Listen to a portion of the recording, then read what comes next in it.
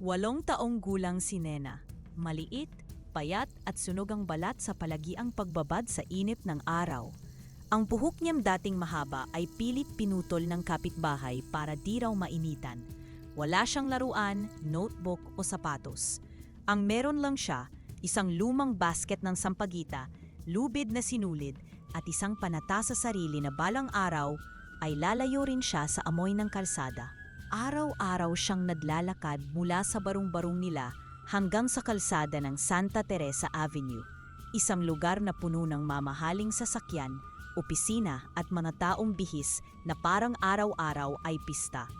Pero para kay Nena, iyon ay larangan ng pakikibaka.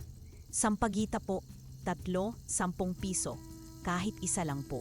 Mahina ang boses ni Nena, hindi dahil nahihiya, kundi dahil wala ng lakas. Ika-4 na araw na siyang halos walang maayos na kain. Kanina, isang pirasong tinapay lang ang almusal niya, pinunit niya pa para magkasya sa 2 kagat. Mainit ang araw, tila nasusunog ang simento, at ang alikabok ay parang usok ng apoy. Bawat hakbang niya ay masakit sa paa, manipis na ang kanyang tsinelas. Punit ang laylayan ng kanyang palda. "Hoy bata, tumabi ka za.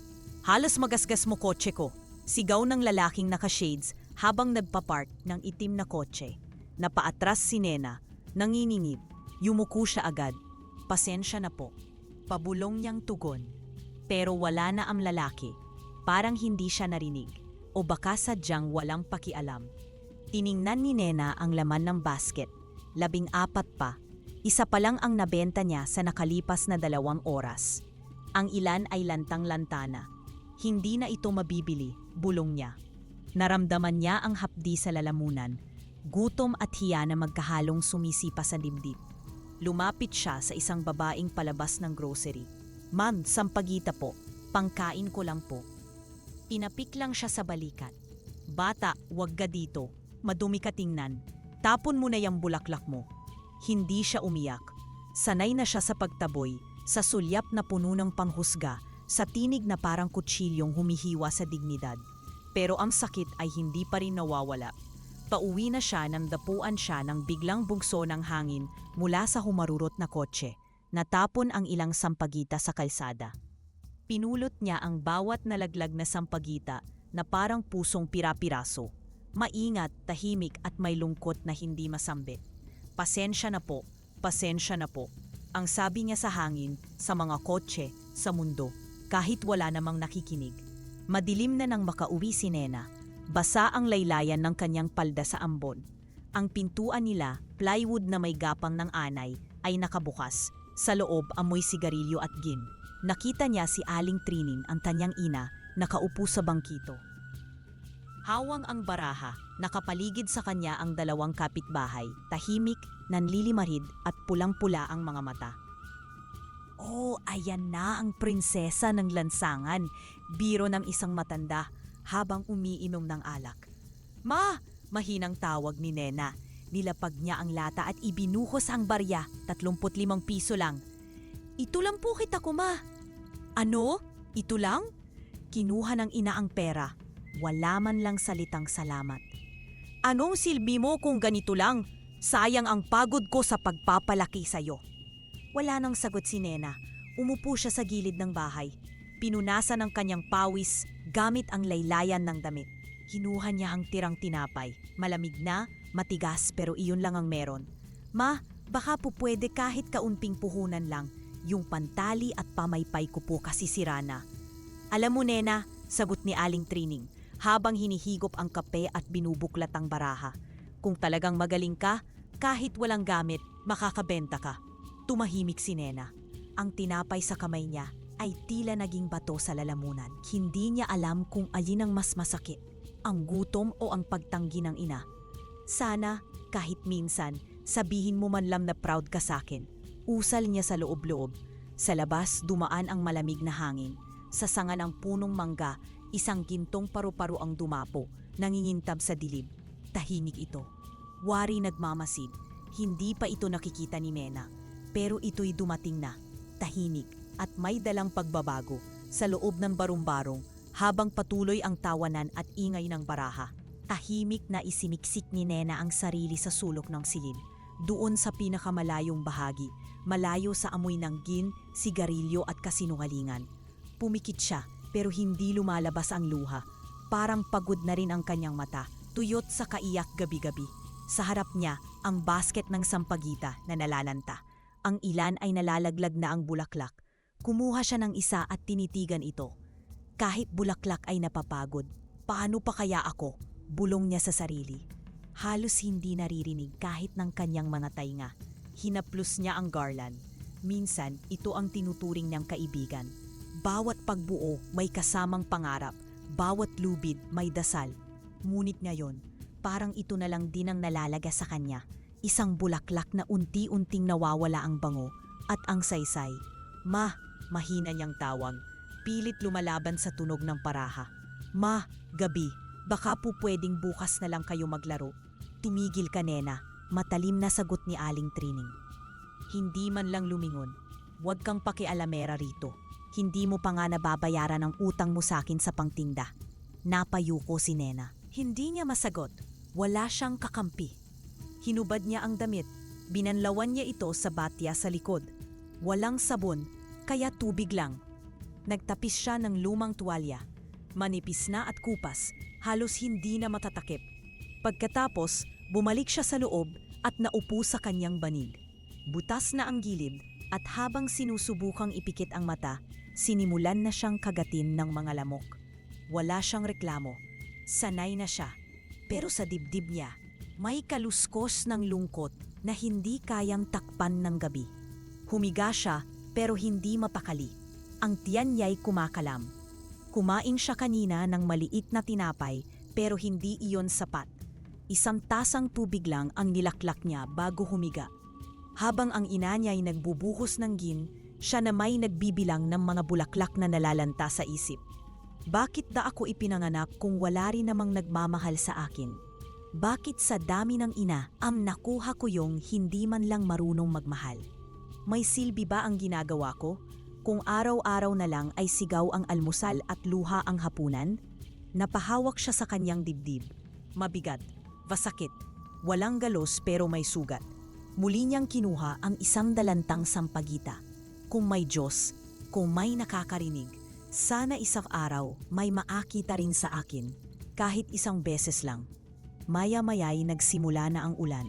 Dahan-dahan, parang yakap ng kalangitan, lumusot ito sa mga butas ng bubong. Tumulo sa gilid ng banig. Tumama sa pisngi ni Nena. Napapikit siya. Hindi niya alam kung ulan ba iyon o luha niya mismo. At sa labas, sa sangang kaninay may gintong paru-paru. Tumibok ang hangin. Lumipad ito. Dahan-dahan, papalapit sa bintanang bukas. Pumasok ang malamig na ihip ng gabi. Ninyad nito ang dingding ng kahoy, ang kurtinang kupas, at ang puso ng isang batang halos mawalan na ng paniniwala.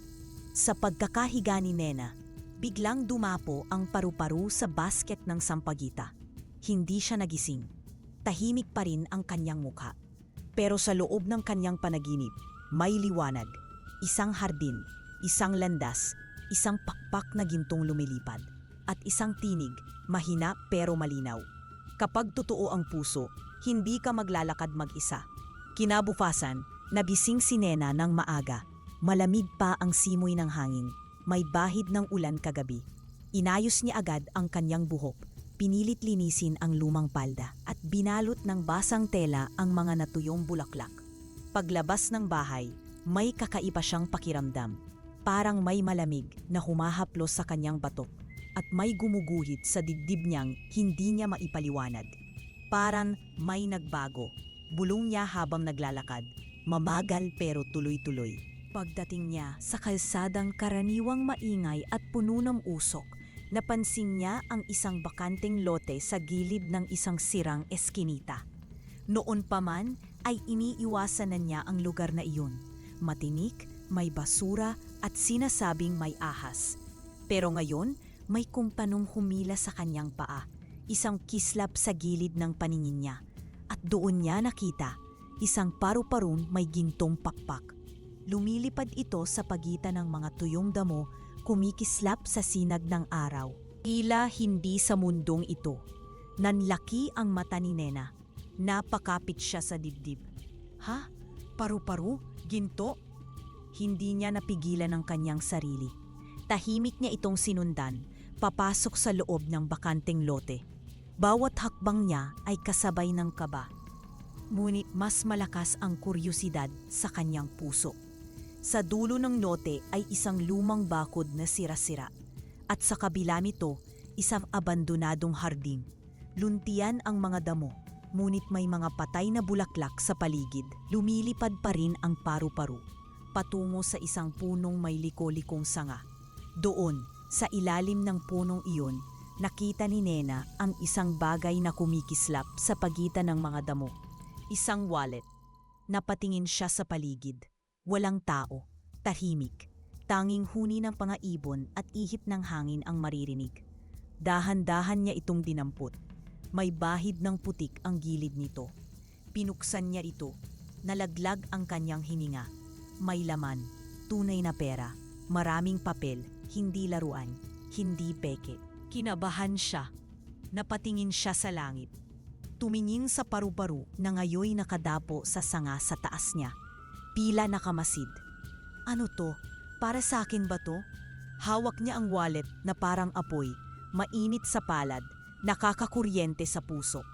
Isang bahagi ng kanyang budhi ang nagsabing, isauli mo, hindi ito sayo. Pero ang tiyan niya ay kumakalam. Ang boses ng gutom ay malakas. At ang mukha ng kanyang ina kagabi, galit, lasing at walang pakialam, ay biglang sumagi sa kanyang isip. Patawad po. Pero kailangan ko to. Tumakbo siya palabas ng hardin, diretso sa palengke. Bumili siya ng kanin, itlog at sabaw. Ngumiti ang tindera at nag-abot ng sukli. Ngayon lang kita nakita bumili, iha. Birthday mo ba? Hindi po, sagot ni Nena. Pero sa kanyang ngiti, may bahid ng kaba. Umuwi siyang bitbit ang pagkain. Tahimik ang kanyang ina, lasing pa rin, natutulog. Habang kumakain, pumikit siya at hinalikan ang kanin. Ramdam niya ang init ng sabaw, ang alat ng itlog, ang ligaya ng tiyan na muling busog. Ngunit kahit masarap ang pagkain, mabigat pa rin ang kanyang dibdib. Kinagabihan, habang naahiga, kinapa niya ang natirang pera sa ilalim ng banig. Hindi ko to ninakaw, hindi ko to ninakaw. Parang dasal na paulit-ulit sa kanyang isip. Pero kahit ilang ulit niyang ulitin, hindi pa rin siya mapalagay. Lumapit siya sa basket ng sampagita. Bukas, babawi ako. Hindi ko gagamitin para sa mali. Pangbili ko lang ng bulaklak. Promise yan. Sa labas ng bintana, tahimik na lumipad muli ang paru-parong ginto, paikot sa kanilang bubong. Hindi to umalis. Nagbantay ito. Dahil alam nitong ang puso ni Nena ay nagsisimula palang masubukan. Kinabukasan, nagising si Nena habang ang langit ay kulay abo. Tanda ng nagbabantang ambon. Pero kakaiba ang gising niya ngayon. May kakaibang lakas, parang pailiwanag sa dibdib, kahit malamlam ang paligid.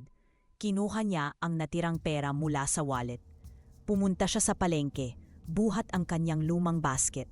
Nanginginig pa ang kamay niya habang hawak ang pera. Hindi sa takot na mawala ito, kundi sa bigat ng pangakong pinitiwan kagabi. Sa sulok ng palengke, naroon si Aling Bebeng. Ang matandang tindera ng sampagita, laging may palda't apron na bulaklakin, may pulang palad at may matalim na dila. Nang makita siya, napataas ang kilay nito.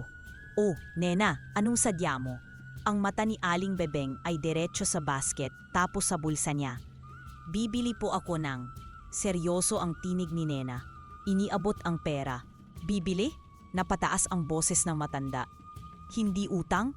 Hindi papakyaw? Tapos bukas na bayad? Abay himala?" Napayuko si Nena. "Opo, hindi na po ako uutang." Saglit na katahimikan. Tila hindi alam ni Aling Bebeng kung matatawa siya o matutuwa. Pero sa huli, tumango ito at kumuha ng bagong tali ng mababangong sampagita. "Sige, eto piliin mo tong mga bago. Huwag mo akong papahiya. Baka bukas, utang ka na naman." "Hindi na po," marhinahong sagot ni Nena. "Nangako na po ako sa sarili ko." Bitbit ang mga bagong paninda, naglaad si Nena patungo sa simbahan. Sa daan, naramdaman niyang parang mas magaan ang simoy ng hangin. Hindi na kasing asim ng usok kagaya ng dati. O baka nagbago lang ang timpla ng kanyang damdamin. Mas bukas, mas handa, mas matatag. Pagdating niya sa harap ng simbahan, pinuwesto niya ang sarili sa gilid ng gate. Inayos ang basket. Hiningahan ang mga bulaklak. Pinunasan ang kanyang pisngi. At huminga siya ng malalim. Sige na, Nena. Bulong niya sa sarili. Baka ngayon may makakita na sayo. Ilang minuto pa lang, may lumapit na lalaking nakabarong. May kasamang batang babae. Iha, magkano ang sampagita? 3 po, 10 piso. Mumiti ang lalaki. Bigyan mo ko ng 6, pang-offering ni Angel. Habang inaabot ang bayad, inabot din ng bata ang isang tinapay mula sa paper bag nito. Bigay ko na lang po sa kanya, Papa. Parang gutom po siya. Napatingin si Nena. Hindi siya makapagsalita. Ang kamay niyang sanay sa pagtanggap ng barya, ngayon ay tumanggap ng tinapay. Hindi tira, kundi bigay. Salamat po talaga. Napapikit siya. Lihim siyang ngumiti. Makalipas ang 1 oras, may dumaan namang matandang babae na may baston. Napatigil ito sa harap niya. Ikaw yung batang Nena, di ba? Anak ni Trining? Opo. Aba, nung 1 linggo, binangga ka ng tricycle sa kanto. Ako yung sumigaw. Akala ko mamamatay ka na eh. Ngumiti si Nena, bahagyang napahiya. Sanay na po ako sa gulo ng kalsada. Sanay. Pero hindi ibig sabihin ay dapat mong tiisin yon habang buhay. Bigla nitong iniabot ang isang sobre. Galing ito sa pinsan ko. Sabi niya, ibigay ko raw to sa batang may mata ng bulaklak. Kinabahan si Nena habang binubuksan ang sobre. 100 piso. Pera po to, para sakin po talaga. Sayo raw. Gamitin mo sa kung anong makakabuti para sayo. Pero tandaan mo, ang galing sa langit dapat ay ginagamit sa liwanag. Hindi sa panlilim lang. Habang sinusulyapan niya ang paru-parong dumapo sa may poste. Hindi siya sigurado kung iyon ba'y totoo o kuni-guni lang. Pero napangiti siya. Pangako ko yan. Sa Diyos, sa paru-paru, at sa sarili ko. Kinagabihan, habang nakaupo siya sa ilalim ng punong mangga, nililinis ang sinulid na panali. Naisip niya ang mga nangyari sa araw na iyon. May mga bumili, may nag-abot ng tinapay, may nagbigay ng pera, at may nagtiwala. Bakit ngayon lang to nangyari sa akin? Bakit ngayon ko lang nararamdamang may halaga ako? Tumulo ang luha niya, hindi dahil sa gutom, kundi sa sobrang kabusugan ng loob. At sa sanga sa itaas, ang gintong paru-paru ay dahan-dahang lumipad. Tahimik, nagpapaalala na kapag totoo ang puso, ang langit ay laging nakikinig. Isang hapon, naupo si Nena sa paanan ng puno sa tabi ng simbahan. Ang init ng araw ay humupa na. Hindi mainit sa balat, kundi malamig-lamig at may banayad na dampi. Tahimik ang paligid, ngunit may marahang kasiyahan sa hangin. Warang may pabulong na tinig ang langit. Tumingin ka sa paligid, may darating at dumating nga. Isang lalaking may bitbit na kamera ang lumapit sa kanya. Naka-t-shirt ng puti, may ID na nakasabit sa leeg at may makapal na notebook sa kamay. Bata, bungad nito, pwede ba kitang kunan ng litrato habang nagtitinda? Gagawa kasi ako ng photo essay tungkol sa mga batang manggagawa. Kasi parang may kwento ang mga mata mo. Si Nena ay natigilan. Hindi niya alam kung anong isasagot. Sanay siyang iwasan. Hindi tanungin, hindi pansinin. Ako po? Marumi po ako. Mumiti ang lalaki. Mas totoo nga pag marumi. Ang tunay na ganda, hindi kinukubli. Nahihiyang tumango si Nena. Tinanggal niya ang alikabok sa laylayan ng kanyang palda. Hinawakan ang isang garland ng sampagita. At bahagyang ngumiti habang kinukunan ng larawan. Habang nakatingin siya sa langit. May ibang liwanag sa kanyang mata. Hindi na luha ng gutom o takot, kundi liwanag ng pagpapahalaga. Pagkalipas ng ilang minuto, bumalik ang lalaki. Iniabot ang isang maliit na sobre. Ito, hindi bayad ha? Pasasalamat lang. Ang ganda ng kuha ko sa'yo. Isasama kita sa feature. Pagbukas ni Nena ng sobre, nanlaki ang kanyang mata. 200 piso. Parang huminto ang mundo. Napatingin siya sa simbahan, sa langit, at sa gilid ng gate, sa itaas ng poste, dumapo ang paru-parong ginto. Hindi siya makapaniwala. Hala, sobra-sobra na po to. Wala po akong ginawang kapalit, pero binibigyan niyo pa rin ako. Maya-maya, lumapit ang isang madre, tahimik at nakangiti. May dalang plastic bag sa kanyang kamay. Iha, malumanay nitong sabi. Kanina sa misa, may sumigaw ng Nena, ikaw ba yon? Opo. Pasensya na po kung nakaistorbo po ako. Hindi ka istorbo, Iha, sagot ng madre. Ikaw ang paalala. Bawat misa lagi kitang nakikita. Tulog sa baitang, nanginginig, nangingilid ang luha habang hawak ang sampagita. Matagal na kitang tinatanaw. Iniabot niya ang plastic bag. May bagong blusa dyan, kaunting pagkain at isang pares ng tsinelas. Gamitin mo. Hindi mo kailangang araw-araw ay maglafan sa init gamit ang iyong pudpud na tsinelas. Napayuko si Nena. Tila may bugat na tinanggal mula sa balikat niya. Inilapit niya ang bag sa kanyang dibdib at marahang bumulong. Salamat po, ang tagal ko pong naghintay ng ganito. Minsan, sabi ng madre, nasa tabi lang talaga ang tulong. Ang hinihintay lang ay ang panahong handa ka na itong tanggapin, nang may dangal at pananampalataya. Habang nakaupo pa rin siya sa pahanan ng simbahan, binuksan ni Nena ang bag. Isinuot niya ang bagong blusa, kulay asul, malinis, makinis at mabamo. Sa unang pagkakataon, hindi siya kinilabutan sa bagong damit. Niyakap siya ng kulay, hindi hinubaran ng kahihiyan. May dumaan na batang babae, bitbit ng yayang nakatsinelas na mamahalin. Tumingin ito sa kanya, ngumiti. Ganda ng sampagita mo, sabi ng bata. Ikaw din, ang ganda mo, sagot ni Nena. May ngiting totoo, hindi pilit. Pagkauwi niya hinagabihan, bitbit ang mga natanggap, ang sobrang biyaya at ang hindi inaasahang paggalang, buong-buo ang loob niya. Hindi lang ito basta magandang araw. Ito ay araw na nagpuro sa kanya ng simpleng katotohanan. Kapag hindi mo na hinihingi ang awa ng mundo at pinili mong panindigan ang tama, doon dumarating ang tunay na biyaya. At sa sanga ng punong mangga, sa harap ng kanilang barong-barong, muling dumapo ang paru-parong ginto. Tahimik itong kumindat sa hangin.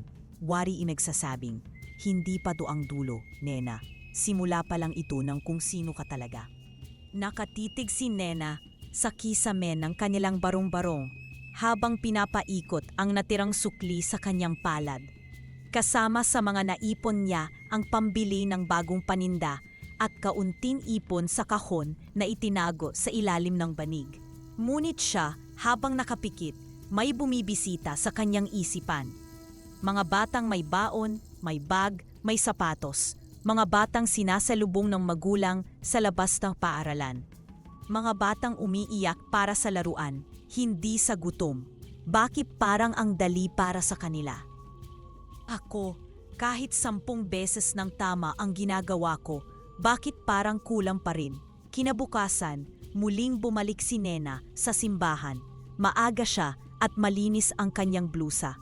Maayos ang kanyang paninda, mabango ang mga sampagita, pero sa loob-loob niya may humihimas sa puso niya, hindi malamig kundi mainit na parang usok ng inis. Habang naglalakad ang mga batang nakauniporme, may isa siyang narinig. Ma, ayoko na ng packed lunch, gusto ko yung may dessert. Huwag ka nang magreklamo, ha? Sagot ng ina. At mamaya bibilhan kita ng bagong sapatos. Napatingin si Nena sa kanyang tsinelas. Napakagat siya sa labi. Isa lang namang sapatos, isang pares lang, sapat na sakin. Hindi pa nakakalayo ang mag-ina nang may isa na namang batang dumaan kasama ang ama.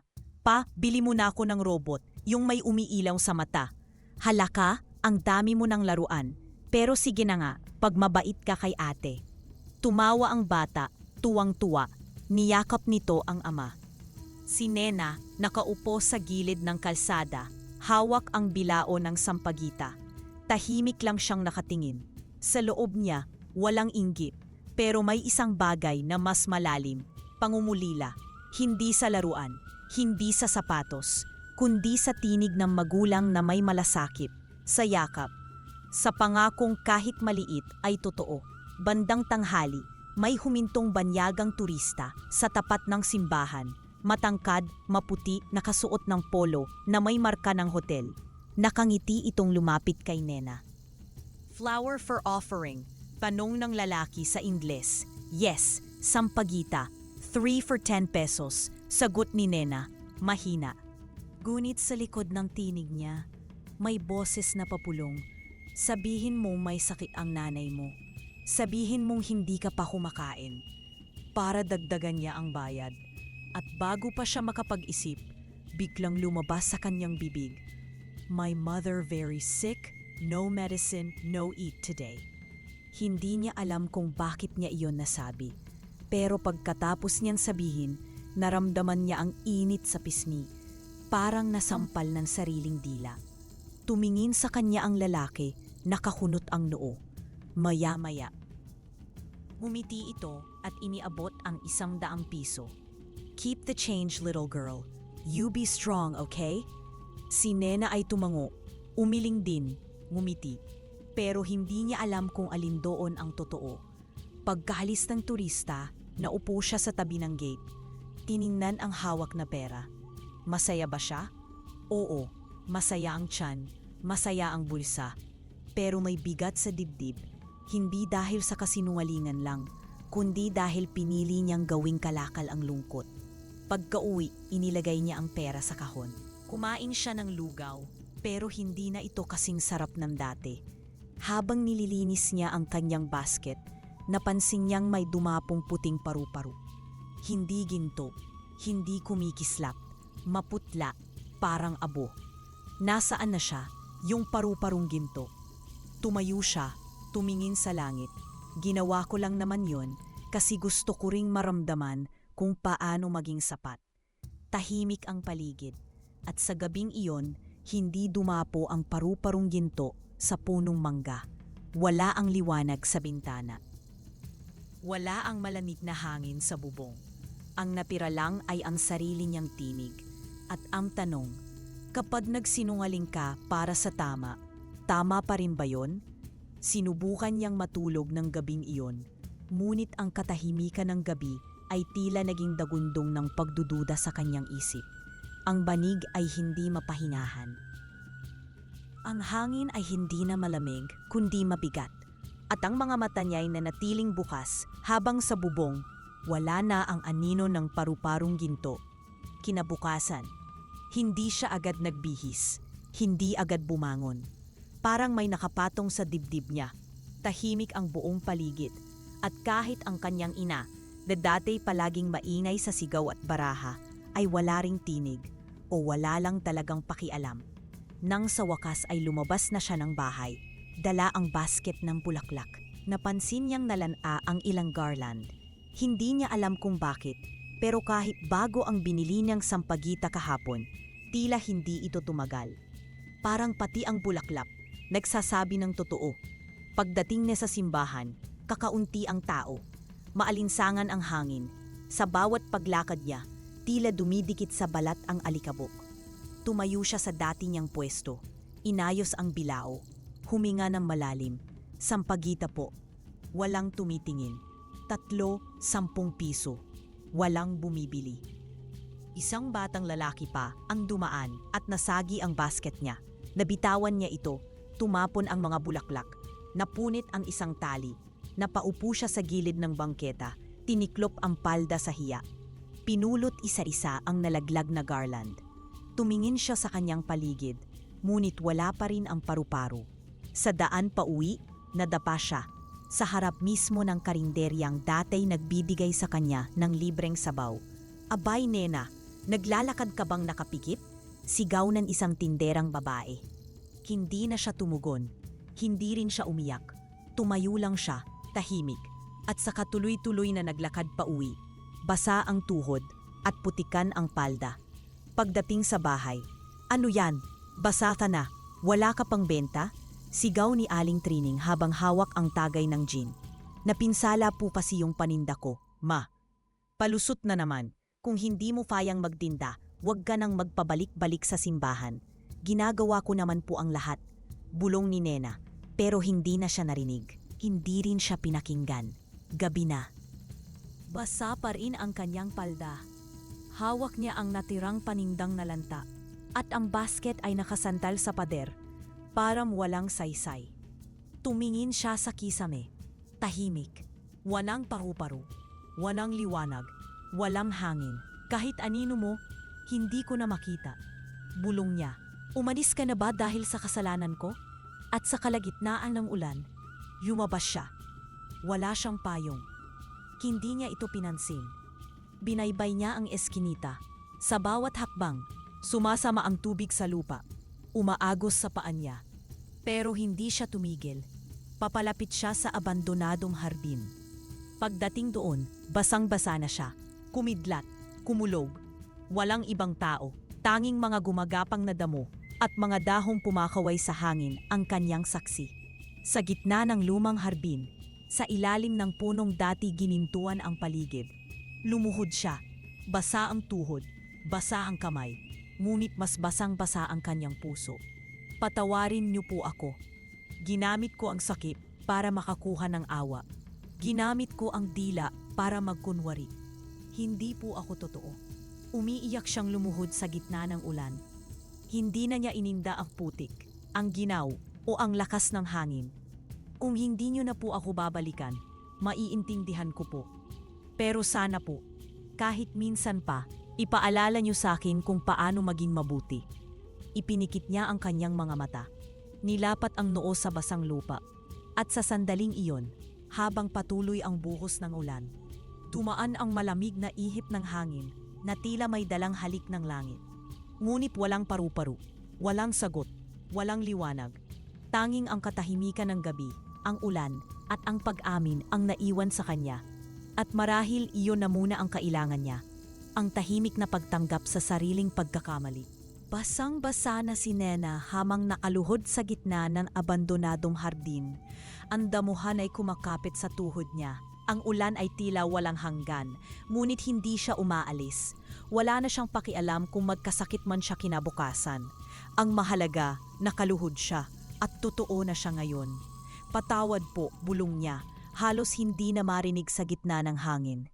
Patawad po sa pagsisinungaling, sa pagiging sakim, sa paggamit ko ng lungkot bilang paninda. Wala po akong dahilan, wala po akong palusot. Ang meron lang po ako ngayon ay pag-amin. Niyakap niya ang kanyang sarili, giniginaw. Pero hindi siya aalis, hindi siya tatayo hanggat hindi siya nilulubos ng ulan. Para bang nais niyang linisin siya nito.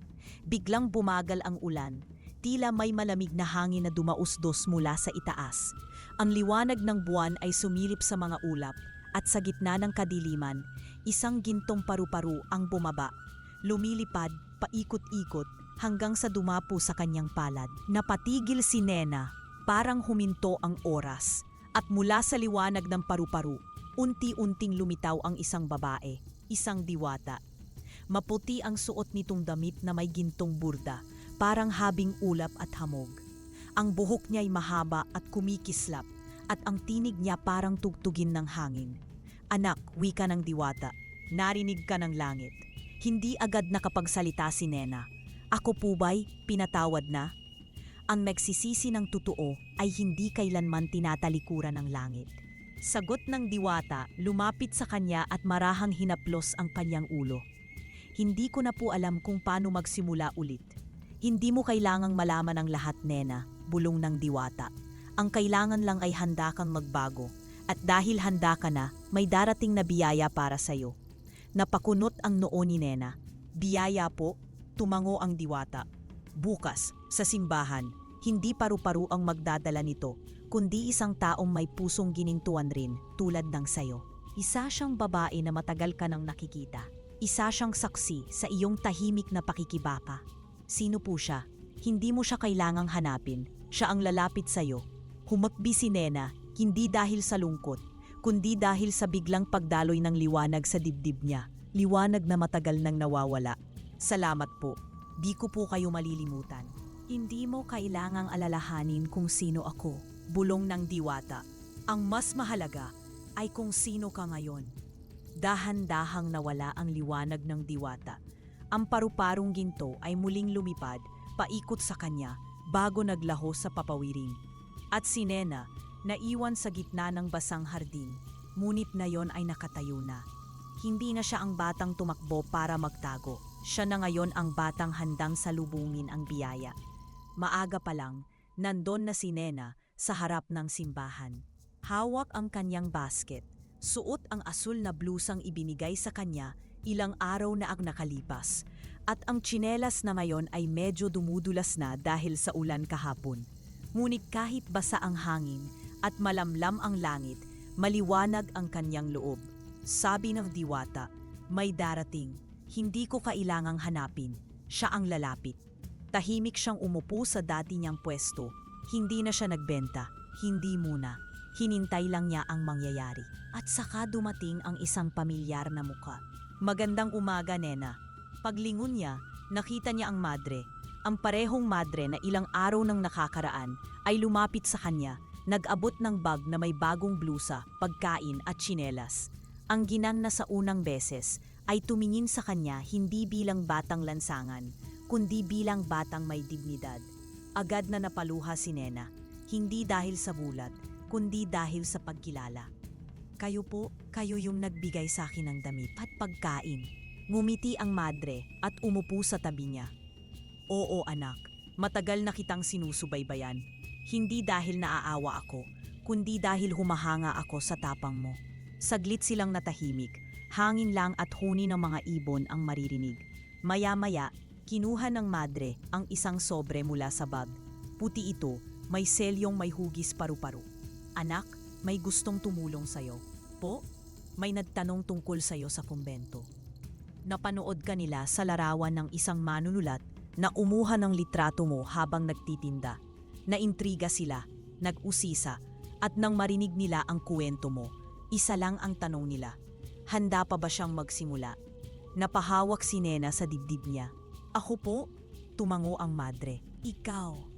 Dahil hindi lahat ng bata ay kayang humarap sa kahirapan ng may paninindigan at kayang aminin ang pagkakamali ng may dangal. Binuksan ni Nena ang sobre. Sa loob nito ay isang liham, may pangalan niya, at isang papel, Letter of Acceptance, Scholar of the Rising Hope Youth Initiative. Kasama nito ang impormasyon sa isang tirahan para sa mga iskolar, libreng gamit sa paaralan, pagkain at pandastos sa araw-araw. Hindi siya nakagalaw, hindi siya nakapagsalita. Napayo ko siya sa harap ng madre at mahigpit na niyakap ang envelope sa kanyang dibdib. Salamat po, hindi ko po kayo malilimutan, hindi ko po kayo bibiguin. Hindi mo kailangang suflian ito, anak, wika ng madre. Pero wag mong kakalimutan ang pinanggalingan mo at higit sa lahat, wag mong ipagpalit ang puso mong totoo kahit sa gitna ng tagumpay. Sa di kalayuan, sa taas ng poste ng simbahan, isang gintong paru-paro ang dumapo, tahimik, maliwanag. Kumikislap sa liwanag ng araw, napangiti si Nena. Hindi niya na kailangang itanong kung totoo ba ang nakita niya kagabi. Ang sagot ay narito na sa kanyang mga kamay. At sa araw na iyon, habang hawak niya ang sobre ng pag-asa, hindi niya na inisip kung sapat ba siya. Alam na niya, hindi dahil sa awa, hindi dahil sa swerte, kundi dahil pinili niyang bumangon. Kinabukasan, bitbit ang isang lumang backpack, ilang piraso ng damit, at ang sobre ng kanyang scholarship. Pumunta si Nena sa dormitoryo na itinuro ng madre. Pagkarating sa gate, huminga siya ng malalim. Ito na nga ba yon? Simula ng lahat, mahina niyang bulong. Pinagbuksan siya ng isang dorm manager, isang ginang na may banayad na ngiti. Ikaw siguro si Nena. Halika iha, inaabangan ka na namin. Nang ipinasok siya sa silid, napansin niyang may sarili siyang kama, aparador at bintanang may kurtinang malinis. Napahawak siya sa tela. Hindi na ito trapal, hindi na ito barong-barong. Lumuhod siya sa kama, pahimik na umiyak. Hindi dahil sa lungkot, kundi sa panibagong liwanag na tila hindi niya akalaing makakamtan. Sa loob ng paaralan, sa unang araw ng klase, sa gitna ng mga estudyanteng formal ang ayos at mabagong gamit, nandoon si Nena. Suot ang maayos na uniform na bigay ng simbahan, dala ang notebook na nakabalot sa dyaryo. Tahimik siya sa umpisa. Hindi sanay sa maingay na silid, hindi sanay na walang nagbubuga ng usok o nagtatapon ng pera. Ngunit nang tinawag siya ng guro para ipakilala ang sarili, tumayo siya. Ako po si Nena at dati akong nagtitinda ng sampagita sa labas ng simbahan. Tahimik, pero isang kaklase ang pumulakpak. Sumunod ang dalawa. Hanggang sa buong klase ay umalinaw-ngaw ng palakpakan. Ngumiti ang guro. Maligayang pagdating, Nena. Dito. Ang pinanggalingan ay hindi hadlang. Ang layunin ang mahalaga. Lumipas ang mga taon. Unti-unting natutong magsalita si Nena sa harap ng madla. Natutong magtanong, magtanggol, at higit sa lahat, magmahal. Hindi pagmamahal na humihingi ng kapalit, kundi pagmamahal na nagbibigay ng direksyon sa iba. Araw ng linggo, sa ilalim ng punong mangga malapit sa simbahan, kung saan dati siyang napupulog at nagtitinda ng sampagita. Naroon ngayon si Nena, ngunit hindi bilang tindera, kundi bilang guro. May dalang banig, lapis, papel at ilang tinapay. Napapalibutan siya ng 5 batang kalye, marurumis, payat at halos walang imik. Ate, dati ka rin bang ganito? Ngumiti siya. Oo, mas payat pa nga ako sa inyo noon, pero tinuruan ako ng mundo kung paano maniwala ulit. Sino po nagpuro sa iyo? Isang paru-paro at isang taong naniwala sa kabila ng lahat. Sa huling bahagi ng araw, habang pinupunasan niya ang pawis ng isang batang lalaki na nakatulog habang nagsusulat ng titik A, napatingala siya sa langit. Isang gintong paru-paro ang lumilipad sa di kalayuan.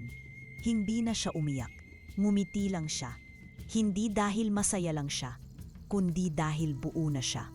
Isang gabi, sa isang sulok ng luma at tagong sabungan sa Caloocan, tinaya ni Aling Training ang lahat ng napirang salapi, pati ang gintong kwintas na minana pa niya mula sa kanyang ina. Ito na, pag nanalo to, makakabawi ako. Pero hindi siya nanalo. At sa labas man sabungan, naghihintay na ang mga pulis. Nahuli siya kasama ng grupo na may kasong pandaraya at estafa. Tinangkapan niyang tumakbo, ngunit wala ng lakas ang kanyang tuhod. Sa loob ng selda, mabaho, mainit, maingay. Wala siyang kilala, wala ring bumisita. Trining, may dadalaw ba sa'yo ngayon? Tanong ng jail officer. Umiling siya, wala na akong pamilya. Sa bawat araw sa loob ng kulungan, pinatanong niya ang kanyang sarili. Paano ako napunta dito? Hindi ba't ako ang dapat minamahal, sinusunod? Pero walang sumasabot. Kahit ang sarili niya, tumangging makipag-usap. Isang hapon, pinayagan ang mga nakakulong na manood ng TV habang tanghalian. Boses ng isang dalagang babae ang narinig mula sa ulat. Dati akong nagtitinda ng sampagita sa kalsada. Ngayon po, tinuturuan ko na sila kung paano magsulat at mangarap. Napatingin si Aling Trining. Pamilyar ang boses sa TV. Kakaiba ang titig. Malinis ang damit. Matiwasay ang ngiti. Si Nena. Ang anak niyang minsang tinawag niyang batugan. Ang batang palagi niyang sinisisi sa kakulangan. Ang batang pinalayas niya isang gabi dahil wala raw silbi. Sa sulok ng common room, tahimik na umiyak si Aling Trining. Hindi dahil galit siya, hindi dahil gutom siya, kundi dahil sa unang pagkakataon, nakita niya kung gaano kabuti ang dalagang iyon. Sa kabila ng lahat ng pait at pang-aabuso, anak, bulong niya, ikaw pala talaga ang may puso. Hindi ako, ikaw. Kinagabihan, habang nakahiga sa malamig na sementong sahig, kinausap niya ang isa pang bilanggo. May anak ka ba? Tanong ni Aling Trining. Meron. Pero hindi na ako pinapansin. Ikaw? Tahimik siyang tumango. Meron, dati. Ngayon hindi ko na alam kung anak pa rin ba siya sa akin o nanay pa rin ako sa kanya.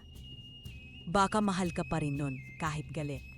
Hindi ko na alam kung ano karapatan ko pang isipin yan. Habang ang iba'y natutulog na, gising pa si Aling Trining.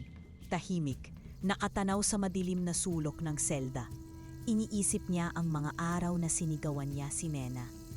Ang gabi na hindi kinain ng bata ang huling kanin para lang may maiabot sa kanya. Ang sandaling sinarhan niya ng pinto, ang batang gusto lang mayakap. Ngayon, ang katahimikan ay tila pako sa kanyang dibdib. Nena, kung maririnig mo ko, hindi ko hihilingin na patawarin mo ko. Pero sana malaman mong nagsisisi ako. Sa dulo ng selda, may pader na may lamat. Doon, dahan-dahan niyang isinulat gamit ang pako, "Anak, patawad." At sa labas ng bintana ng kulungan, hindi niya napansin ang maliit na liwanag na lumilipad. Isang paru-parong ginto. Hindi dumapo, pero hindi rin nawala. Isang gabi, pauwi si Nena mula sa pagtuturo sa lansangan. Tahimik ang paligid at tanging mga ilaw mula sa poste ang nagsisilbing gabay niya sa kanyang paglalakad. Bitbit niya ang bag ng lapis, mga ginupit na papel at ilang natirang tinapay. Sa kabila ng pagod, magaan ang pakiramdam niya. Tila ba sa tuwing nagtuturo siya, muling nabubuo ang isang piraso ng sarili niyang pagkatao. Habang tinatahak ang kalsadang may basang semento, napansin niya ang isang figura sa lihim ng simbahan. Isang madre. Ang madring dati nang nagbigay sa kanya ng bagong blusa, ng tsinelas at ng lakas ng loob na tumanggap ng tulong na may dignidad. Ngumiti ito paglapit. May hawak itong sobre. "Nena, anak, may sulat para sa'yo. Galing sa kulungan ng kababaihan sa isang Trinidad Mendoza." Huminto ang mundo ni Nena. Wala siyang nasabi agad. Hindi niya alam kung tatanggapin ba niya ang sobre o tatakbo siya palayo. Ngunit marahang inilapit ng madre ang sulat sa kanyang kamay. "Hindi kita pinipilit na basahin ito ngayon, pero alam kong darating ang tamang oras." Ang mga salita ng isang ina, minsan kailangan ding mapakinggan. Hindi dahil kailangang patawarin, kundi dahil bahagi iyon ng sariling paghilom. Tahimik na tumango si Nena at tinanggap ang sobre. Sa kwarto niya kinagabihan, habang ang ilaw ng buwan ay tumatama sa dingding ng dormitoryo. Dahan-dahan niyang binuksan ang sobre. Nanginginig ang kanyang mga daliri. Para bang sa bawat paggalaw ng papel ay may nilalapit na alaala. Mga sigaw, mga gutom, mga luhang hindi pinapansin. Binasa niya ang sulat ng tahimik. Ang sulat ay sulat kamay, malalaki ang letra, at may bahid ng luha ang gilid ng papel. "Anak kong si Nena, hindi ako sigurado kung may karapatan pa akong tawagin kang anak. Pero ito lang ang kaya kong gawin mula sa lugar na ito, ang humingi ng tawad. Hindi para patawarin mo ako agad, hindi para kalimutan mo ang lahat ng ginawa kong mali, kundi para lang marinig mo ito mula sa akin. Patawad. Patawad sa lahat ng gabi na pinatulog kita ng walang yakap. Patawad sa lahat ng sigaw, sa mga salitang binitiwan ko nang hindi iniisip. Patawad sa pagiging ina na mas mahal pa ang sugal kaysa sa sariling anak. Napanood kita sa TV. Hindi ako agad nakapagsalita. Pero habang pinapanood kitang nagtuturo sa mga bata, na para bang ang bawat isa sa kanila ay ikaw noon, doon ako unang napaiyak. Hindi dahil sa lungkot, hindi dahil sa galit, kundi dahil sa purong pagsisisi. Hindi ko alam kung kailan mo mababasa ito, pero kung sakali, nais kong malaman mo, kahit isang beses man lang, gusto kong maging ina na may puso." Mama Trining.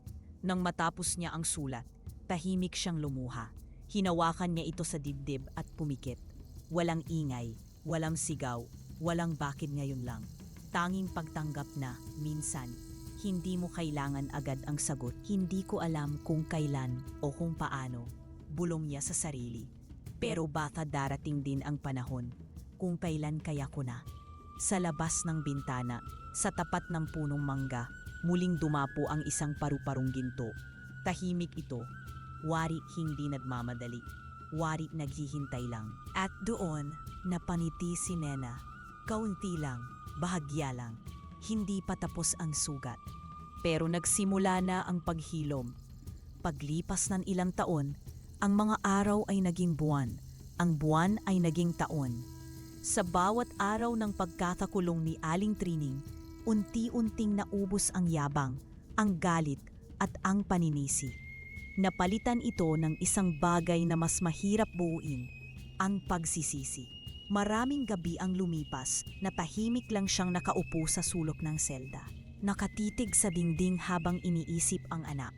Ang batang minsang iniwan sa ulan. Ang batang hindi niya pinapansin. Hanggang isang araw, tinawag ang pangalan niya. Araw ng paglaya. Sa isang kulungan ng kababaihan, ang tunog ng bumukas na bakal na pinto ay parang tunog ng mga tanikalang pinuputol ng langit. Lumakad si Aling Trining palapit sa pintuan. Marahan, mabigat ang hakbang. Tila bawat tapak ay may kasamang alaala ng maling desisyon. Paglabas, sinalubong siya ng araw. "Malaya ka na," sabi ng officer. "Wala kang gamit?" Tumingin si Trining sa likuran, sa kanyang kama, sa mga pader ng selda. "Wala nang dapat bitbitin, kundi ang kahapon." Sagot niya, mahina, halos pabulong. Ngunit sa dibdib niya, iyon ang unang matatag na salita sa loob ng mahabang panahon. Tahimik siyang lumabas, walang dala, walang direksyon, walang inaasahan. Sanay siyang wala, sanay siyang iniwan, sanay siyang hindi inaabangan. Pero paglapit niya sa gate, huminto ang kanyang mundo. May isang babaeng nakatayo sa ilalim ng araw. Maaliwalas ang mukha, malinis ang pananamit. May hawak na maliit na bag at isang tsokolate. Pero ang mas matalim kaysa liwanag ng araw ay ang mga mata nito. Matatag, mapagkumbaba, at puno ng damdaming kinikimkim. Nagkatitigan sila. Hindi muna nagsalita ang babae. Hindi muna gumalaw si Trining. Hanggang sa marinig niya, sa tinig na pamilyar, ngunit ngayon lang ulit narinig ng buong puso. "Ma?"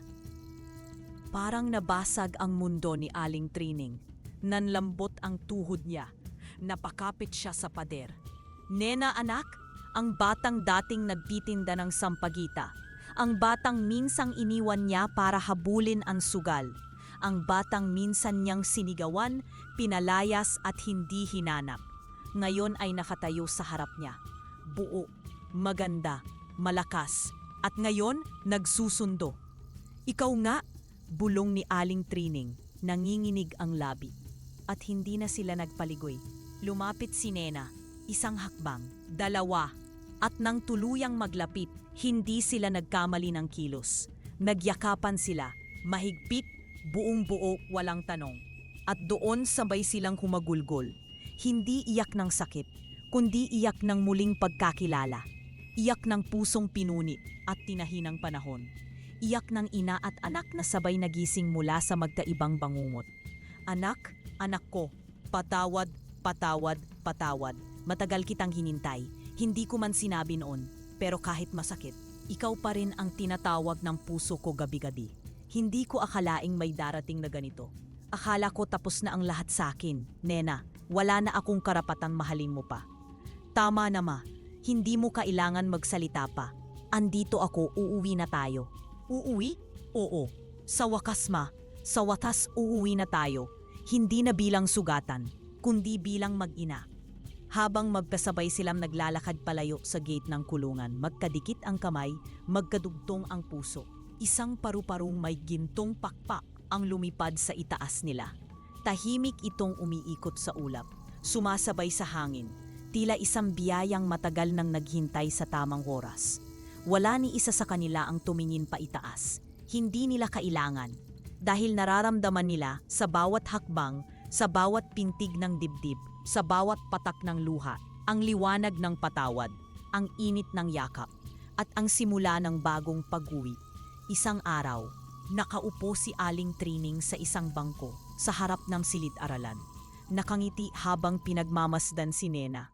Nayo'y isang propesor, habang nagtuturo, matalino, malinaw magsalita at puno ng tiwala sa sarili. Sa kanyang mata, may luha. Ngunit ito ay luha ng ligaya, luha ng paghilom, luha ng panibagong buhay.